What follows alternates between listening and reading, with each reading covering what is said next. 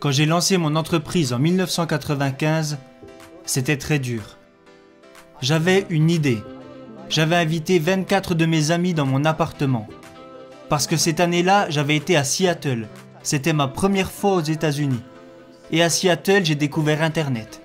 Et je me suis dit que cette chose avait les moyens de changer le monde. Alors, je suis allé à Seattle voir un ami à moi. Et cet ami avait un petit business avec 4-5 ordinateurs. Je n'avais jamais touché d'ordinateur avant ça parce qu'ils étaient bien trop chers pour moi. Et aussi beaucoup trop compliqués.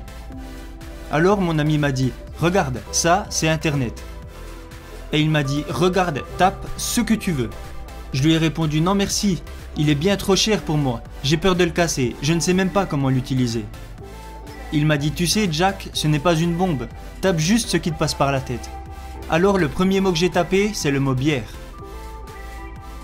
Je ne bois même pas de bière et je ne sais même pas pourquoi j'ai écrit ça. Je suis tombé sur des bières américaines, des bières allemandes, japonaises, mais il n'y avait rien sur les bières chinoises. Alors j'ai tapé le mot Chine. Il n'y avait aucune information sur la Chine. Et là je me suis dit, pourquoi ne pas mettre sur internet des informations sur la Chine? Ça c'était l'idée de départ. Alors je suis retourné en Chine et j'ai démissionné de mon travail. J'étais professeur.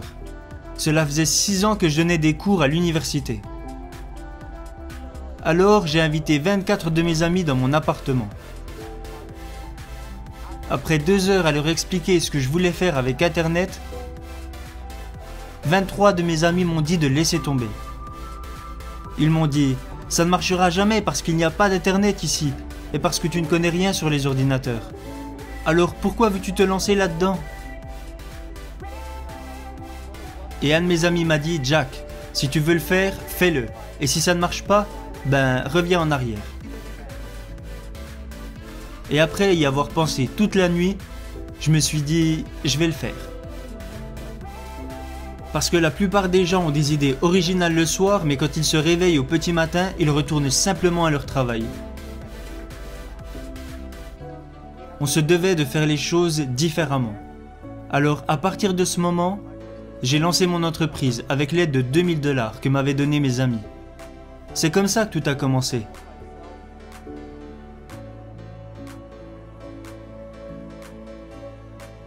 Alibaba a vu le jour en 1999. Et depuis que j'avais commencé mon aventure d'entrepreneur en 1995, j'avais échoué sur tous les projets que j'avais lancés. Alors, en 1999, j'ai eu une idée. Et je me suis dit, la Chine s'apprête à rejoindre l'économie mondiale. Et beaucoup de produits fabriqués en Chine vont se vendre en dehors de nos frontières. Alors si je pouvais créer un site qui aiderait les entreprises chinoises à vendre leurs produits à l'étranger et qui aiderait dans le même temps les petits business d'autres pays à vendre partout dans le monde, c'était ça mon concept. Alors en 1999, j'ai lancé Alibaba, dans mon petit appartement. Les 2000 $ qu'on m'a donnés provenaient principalement de mes parents et de quelques amis. En cumulant tout, ça faisait environ 2000 $.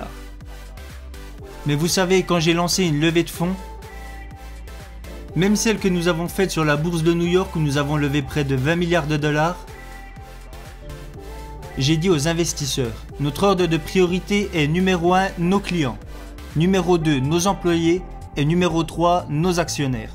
Et les gens me disaient que ça allait à l'encontre de la philosophie des investisseurs américains. Un des investisseurs m'a même dit « Jack, vous savez, si j'avais su que nous étions 3e dans l'ordre de vos priorités, je n'aurais pas acheté d'actions. » Je lui ai répondu « Eh bien monsieur, s'il vous plaît, vendez-les. » Parce que je crois qu'il y a énormément d'argent dans ce monde. Il y a même trop d'argent dans ce monde. Et nous voulions seulement l'argent de personnes qui croyaient en notre vision et en notre mission. Parce que pour moi, si le client est heureux, les employés sont heureux et l'actionnaire sera lui aussi heureux. Mais si l'actionnaire est heureux d'abord, cela ne veut pas dire que le client et que l'employé seront heureux.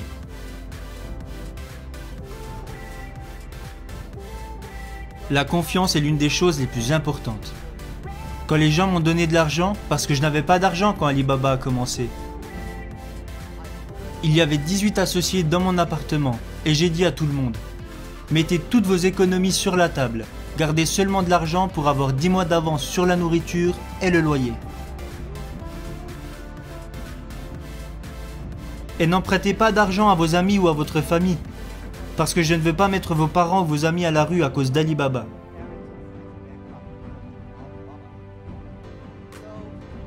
Alors à 18, nous avons rassemblé 50 000 $ et nous avons lancé Alibaba dans mon appartement. Aucun d'entre nous n'avait beaucoup d'argent à cette époque.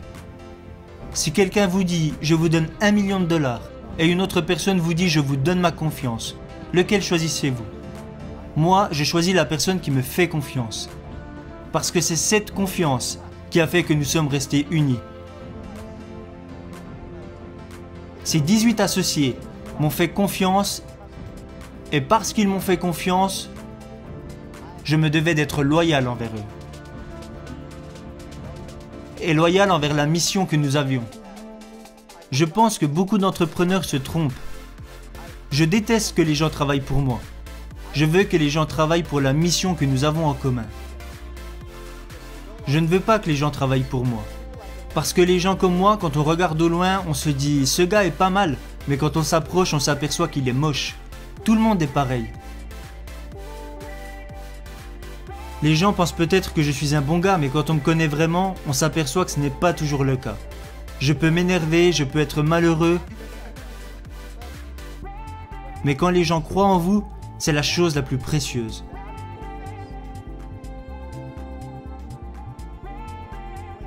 Quand vous démarrez un business, vous réalisez que la plupart des gens autour de vous s'inquiètent bien plus que vous.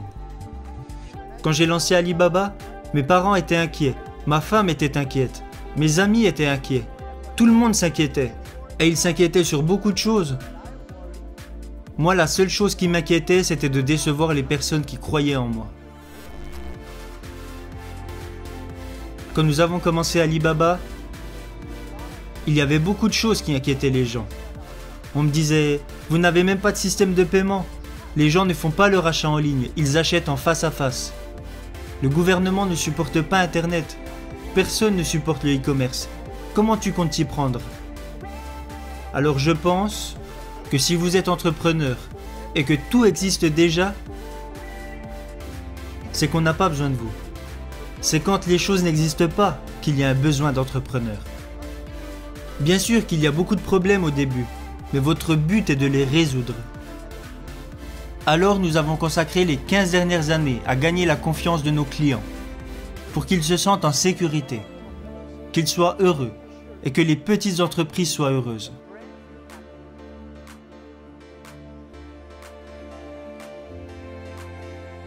Concentrez-vous sur vos clients. Rendre ses clients heureux est important. La plupart des grandes entreprises parlent toujours de leurs concurrents. Je pense qu'il y a de nombreuses raisons qui impliquent que la plupart des entreprises américaines ne réussissent pas sur le marché chinois. Une de ces raisons est qu'ils passent trop de temps à vouloir rendre leurs boss heureux, plutôt que de rendre leurs clients heureux. Ils passent trop de temps à vouloir être les meilleurs, sans avoir de stratégie à long terme. Alors qu'en tant qu'entrepreneur, votre priorité absolue doit être vos clients. Pendant les 5 premières années d'Alibaba, on ne gagnait pas d'argent. On n'avait pas de business model. Alors, j'ai dit à l'équipe, ne pensez pas aux revenus que vous pourriez gagner aujourd'hui. Si nous voulons être une entreprise pérenne sur le long terme, la seule chose qui doit nous préoccuper, ce sont nos clients. Les revenus qui nous importaient le plus les premières années étaient les mails de remerciements que nous envoyaient nos clients. C'est ce qui comptait le plus. Parce que nos clients nous envoyaient des mails pour nous remercier et nous dire qu'on était géniaux. J'étais tellement heureux au début, quand j'allais au restaurant et que les gens payaient l'addition pour moi. Il y avait souvent des petits mots qui disaient « Jack, merci beaucoup. Je sais que vous ne gagnez pas d'argent, mais nous, on se fait beaucoup d'argent grâce à votre site. » J'adorais ça.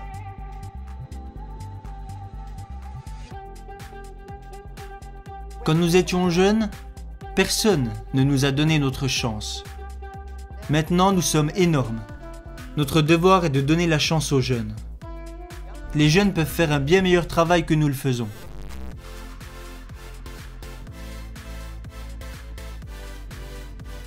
Et je pense que le monde peut être beau et prospère sans vous.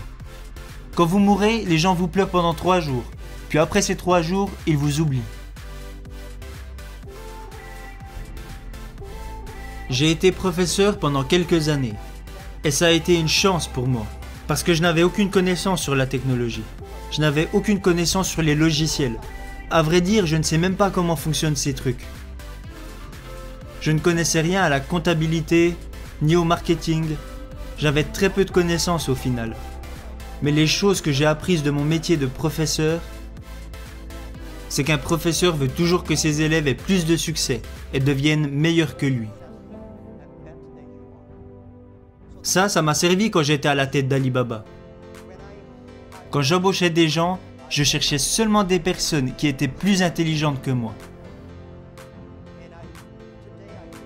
Aujourd'hui, je donne beaucoup de conseils à mes collègues. Quand ils embauchent quelqu'un, il n'y a qu'une chose à regarder. Regardez ce jeune homme. Si vous pensez qu'il pourrait devenir votre boss, si vous vous dites « dans 5 ans, ce gars-là pourrait être mon boss », alors embauchez-le. J'adore parler pour partager mes connaissances. Quand vous êtes professeur, vous n'en savez pas beaucoup plus que les autres parce que tout ce que vous apprenez, vous le partagez. Peut-être que certaines personnes n'aiment pas ce que je dis, mais mon job n'est pas de rendre les gens heureux. Mon job est de faire réfléchir les gens. Et c'est ce que nous avons fait. Si ce que je vous dis vous sert, alors retenez-le. Si ce n'est pas utile, oubliez-le. J'aime être avec des entrepreneurs. Parce que vous me rappelez les 18 dernières années difficiles que nous avons vécues. Et je crois véritablement en la chose que je vais vous dire maintenant. Si vous êtes entrepreneur, aujourd'hui est très dur. Demain sera encore plus dur. Mais après-demain sera magnifique. Le problème, c'est que la plupart des gens mourront demain soir. Vous devez travailler dur, vous devez apprendre et vous devez compter sur votre équipe.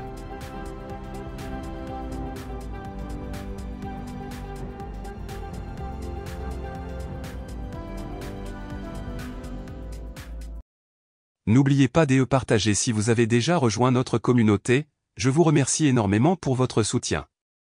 N'hésitez pas à partager nos vidéos avec vos amis et votre famille qui pourraient également être intéressés par l'entrepreneuriat et le développement personnel. Plus nous serons nombreux, plus nous pourrons échanger et grandir ensemble.